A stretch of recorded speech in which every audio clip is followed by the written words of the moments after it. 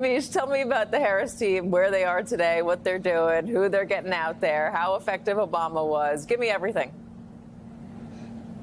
Well, let's start with the fact that they have, and of course, in their campaign surrogate, former President Obama, someone who's going to really try to gin up a crowd and really try to both lighten the mood, remind people that he can have fun, remind them of the times, the years where he was winning and winning states that now Democrats are chasing to win this year, including a state like North Carolina. So he is, of course, really wanting to get people tuned into this election. But we also have, of course, Vice President Harris crisscrossing the country. She's going to be in Pennsylvania, where I am here now, in this county, Delaware County, where voters here during the Republican primary, a number of them voted for Nikki Haley even after she dropped out of the race. So a lot of stuff going on there. But you also talked about Haley's interview with Vice President Harris, and she made a number of headlines there. The first is, you pointed out, she talked about the fact that abortion rights are non-negotiable, that she didn't want to get into a, quote, rabbit hole when it came to sort of saying what she could do to maybe give Republicans so they could maybe restore some of the rights that have been lost when Roe v. Wade was overturned. She also talked about the cost of living and saying that she would have a different administration and would differentiate herself from President Biden, but that she also said that she really wanted to be focused on sort of making sure that her campaign and her administration, if she were to be elected, would help people's lives. She also talked about the fact that she's a history-making candidate, something that she has not talked about really a lot here, saying that she thinks the country is ready for a woman of color. And then she talked about former President Trump and took a question about pardons. Take a listen to that moment. Would you consider, if you win and he's convicted, a pardon for former President Trump?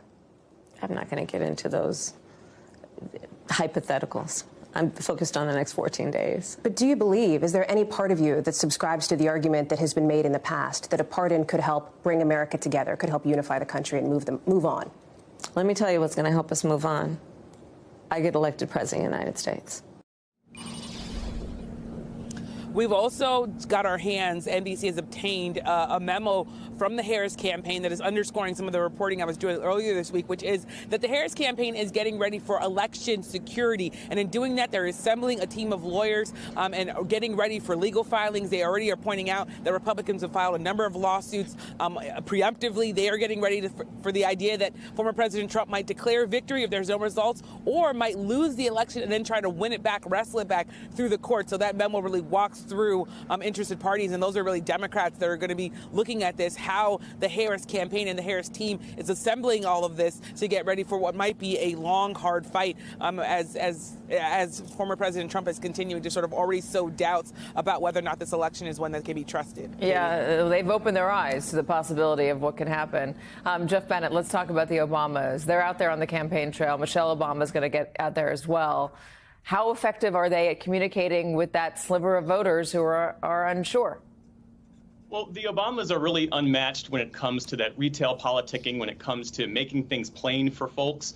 And so that's one of the reasons why now, as part of the Harris campaign's closing argument, they are rolling out Barack Obama as he raps Eminem lyrics from the stage to really remind people of the stakes and to help people remember what, for many Democrats, was like the halcyon days of the Democratic Party with Barack Obama in power, a time before COVID, a time before Donald Trump was in power.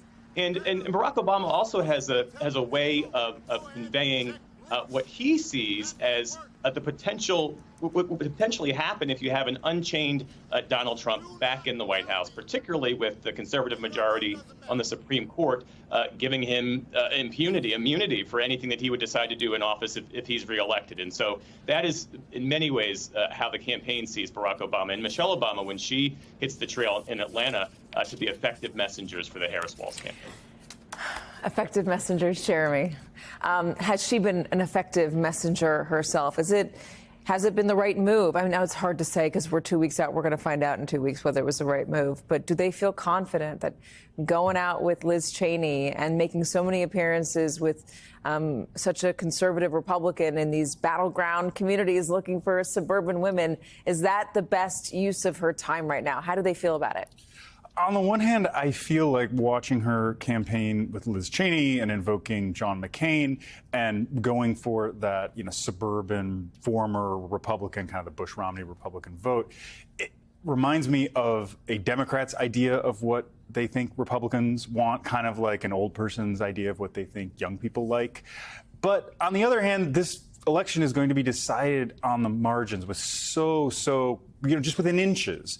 So reaching those people, however few of them there are, is also really important. When you're looking at these upscale suburbs in places like Michigan, Pennsylvania, Wisconsin, Arizona, that's the Romney-Bush Republican voter is what swung it for Biden last time, and it very well could do it for Harris this time. I think she's got to do the job of selling why she would be president, not why electing Trump again would be such a disaster. Did you get any of that, why she wants to be president, what she would do from the interview last night with Hallie? I think this election has been so much about Trump, and understandably so, right? Like, we're talking for his supporters and for his it's the guy who tried to overturn democracy, tried to overturn an election. It's kind of hard to talk about her.